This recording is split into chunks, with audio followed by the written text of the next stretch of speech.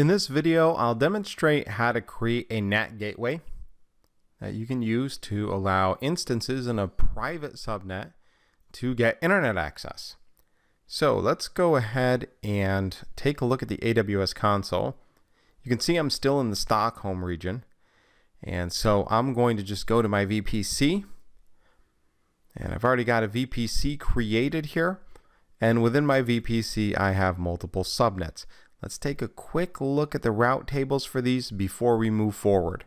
So my public subnet has a route to an internet gateway. And my public subnet is going to auto assign public IP addresses to instances. So my public subnet doesn't need network address translation.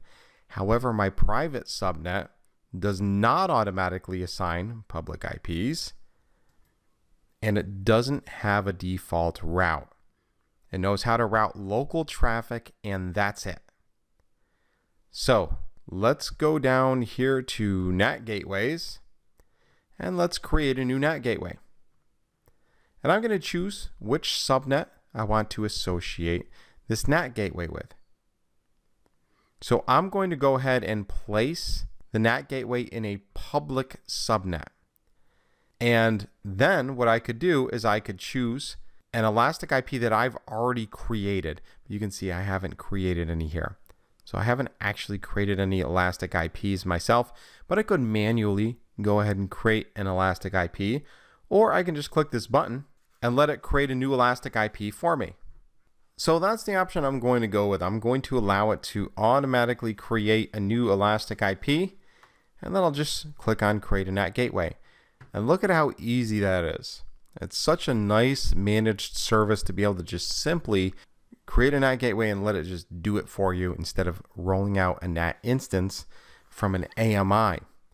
So now I'm going to modify my route tables. And what I want to do is I want to take my main route table. This is the route table that my private subnet is associated with. So by default, this is the route table that all new subnets get. So I'm actually not going to modify the main route table. I like the idea that if I create a subnet, it's only going to be able to route locally by default. So I'm going to create a new custom route table, and I'm just going to call it private subnet NAT, and I'm going to create it in my RIC demo VPC. And now I've got a new route table.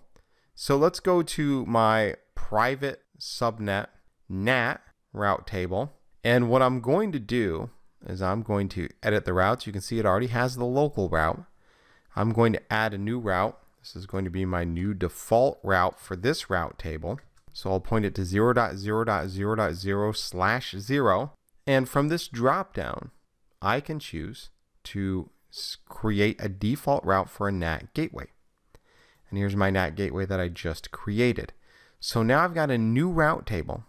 And the new route table has the local route, like they all do. It's also got a default route for the NAT gateway.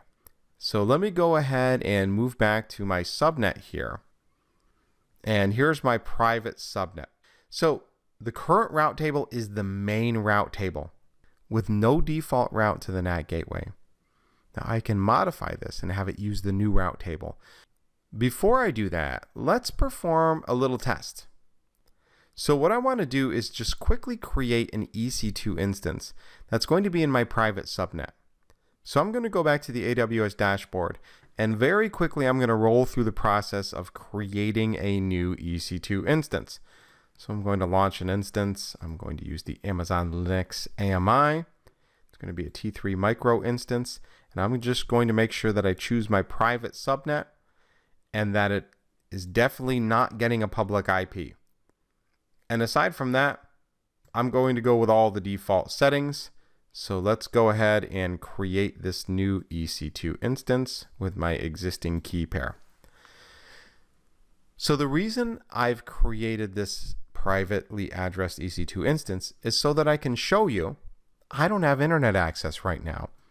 In my private subnet, there's no internet access. And so with this privately addressed EC2 instance, if I try to do things like perform a yum update, try to do some kind of operating system update, it's not going to work. I'm not going to be able to perform any kind of operating system update because it won't be able to access the internet. So let's test this out. As you can see here, I've gotten back into my Bastion host. And if you don't have a Bastion host in your environment yet, you may want to create one. I already demonstrated this process in a prior lesson. So I've got a Bastion host created here. I've got PuTTY installed on this Bastion host, and I'm going to use PuTTY to connect to the private instance that I just created. And so I'll go ahead and bring up the address info for that private instance, and I'll hit open. And there we go. I'm in my private instance.